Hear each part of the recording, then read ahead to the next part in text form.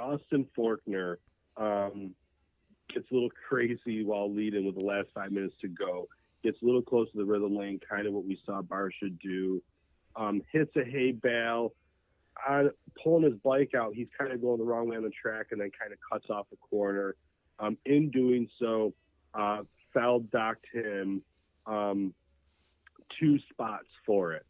Should he have been docked the 2 spots? I'm going to say no. He shouldn't have been docked the 2 spots. And the reason why I'm saying that is because, listen, the kid came off the jump, was in a dangerous spot. He was already going backwards on the track. Did you want him to spend more time, turn his bike around, go through the last, jump, I think maybe? I think there's only, one more jump, and then hit the corner. He lost the lead. And then when he came back on the track, Ferrandis passed him for second. So he lost 2 spots in there.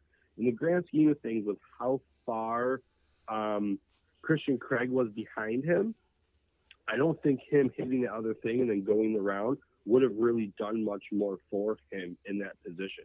I truly think that what he did and how he went about it was probably the safest way to go about it. He didn't injure anybody, didn't put anybody at risk. He lost time, considerable time. He went from first to third. I do not believe in that case. They should have looked at the video. They didn't release the results for hours after the race. You couldn't get your video results, which I thought it was supposed to be 30 minutes. I don't understand why it takes them multiple hours to figure this out. They did, they did all the wrap-up videos, all that stuff, and everybody still had him as third place. I think he should have kept his third place. I don't think he should have got bumped to fifth. Obviously, Christian Craig and Mosman, benefit from that with moving up to third and fourth. But no, I think that what he did was what any racer in the right mind, I think, would have done. I think he was in the Supercross doesn't leave much spots for you to really get back onto a track safely, especially, like I said, facing the opposite way. There was really no way for him to turn back around. He could have went backwards or went down that center lane, but there really just wasn't room. In my opinion, don't dock the kid. He already docked himself with hitting those tough blocks, lost the 2 spots, lost the win, which there's a good chance he was going to win that. He could have managed it. But in my opinion, don't dock him. He docked himself. I don't think Forkner deserved to be docked. I totally agree with you on this one. So the whole issue is being safe and not gaining time, right? So the guy was broadside on the track. So instead of just rolling to the edge of the track, which happened to be on the straightaway it's not like he cut out 100 yards or an entire straightaway. No. It was 60 feet, 80 feet of track that he cut across. But like you said, he would have turned, been sideways in the track, had to stop, had to turn his bike again to go over that hump to turn back around, which somebody could, in that time of him trying to stop and then get turned, could somebody not have been coming through that section? You know what I mean? Where he's in the way or he doesn't even, it happens so fast. You don't want to stop and go, are there more people coming that are going to plow into me? Or are you just going to be like, yo, I should bail across the track here where there's nobody coming? The other part of that is don't make up time, which he didn't. He stopped. He looked. He rolled out onto the track slow. And he let Ferrandis go by. He did not jet out into the track to try to keep Ferrandis behind him. He didn't even make any type of effort like that at all. So, yeah, I don't think that's especially 2 positions. If anything, like you said, he lost 2 positions. If anything, the docking, the first one, he screwed up. But the second one, he 100% could have darted right back out in front of Ferrandis and held him off. That was 100%. He could have done that. So I think that the fact that he chilled and he rolled in all the way tucked to the bales and let him go by. What else do you expect the dude to do? Right at 2 minutes.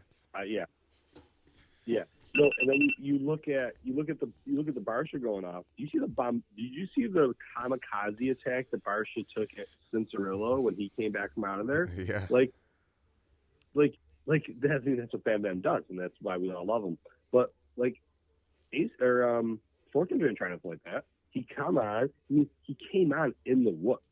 It's like he came on in a flat section that he could just gain ground. And he came on and took that. That's not the ideal thing. He probably would have been better off almost going through that corner, clicking into third gear and hitting those whoops third gear, as opposed to what gear could he hit those whoops in second when he rolled into them? Yeah. And he's trying to pin it through whoops out in second gear. I mean, it just it makes no sense to me. But the hesitation overall, to pull out, he totally stopped. You know, and you could see him take a breath and calm down and pull out slow. I mean, I don't know how you, like, what do you want the guy to do? Not pull out slow. Yeah. He left enough time that he didn't have to do it fast. He did. I mean, you know, what happens if he tries to make some crazy move at that point in time and he clips Ferrandis coming through there trying to stay on with the track.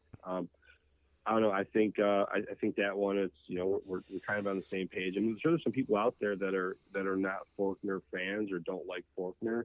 I would definitely like to hear their points of views. Listen, he's not my favorite. He's not my favorite, but as objectively, like, I like Ferrandis better. I like a bunch of guys better, but he didn't do anything wrong, in my opinion, and that's from a person that's not like over here waving Forkner flags, you know? No, I don't have a tattoo of him yet. Like, I think he's a great kid. I have so much respect for all these riders. Like, I hear a lot of people that will talk smack about motocross riders. Oh, this guy sucks. This guy blows. Fuck that guy. In my opinion, these guys are all badass. Easily, hands down, anybody can debate it with me. These are the most finely tuned athletes on the face of this earth, most physically conditioned. This sport and these riders don't get enough respect. So for me, anybody who lines up on that gate on any Saturday night has my respect. There's not a rider out there I don't like. I've never not liked a rider, because you know what, at this level, how can you really hate a rider? You know, these guys are all badass, and the people that don't think that they deserve to be at that level and that level of respect, they just never swung their leg over a bike and can truly appreciate what these guys can do. I mean, even there's plenty of people that have, I'm sure, and they just think that their dad didn't have enough money to buy them a fast enough bike or whatever, and that's the reason they didn't make it. But I'm telling, hey kids, that's not the reason you didn't make it. It's because your work ethic sucks. Because you're a pussy. Like nobody makes it. I mean, come on, look at it. We look at soccer players, we look at football players. We've all had a chance to play a stick and ball sport at some point in our life. How many of our friends that we saw that were better than us did made it? Most of us, none. And you're talking about, we've been exposed to a lot of different people. Moto is the same thing. You know what I'm saying? There's levels to this game. I grew up in an area with a lot of fast riders. I seen a lot of them last night. Kids that didn't make it, won't make it, and never gonna make it. And that's just this that are fast, that are good riders. Super fast. I'm talking guys that you would think guaranteed gonna kill it and gonna be a professional. No, you're not. Go to school, get an education, start a podcast or something. You know, I was watching the Last Chance qualifiers, and I was like, who's this guy 301 or whatever? And I'm like, he'll probably go to your local race and wax everybody's ass there. He's riding around in the Last Chance, and you're like, oh, this dude sucks. He would come to your local track and just dust everybody.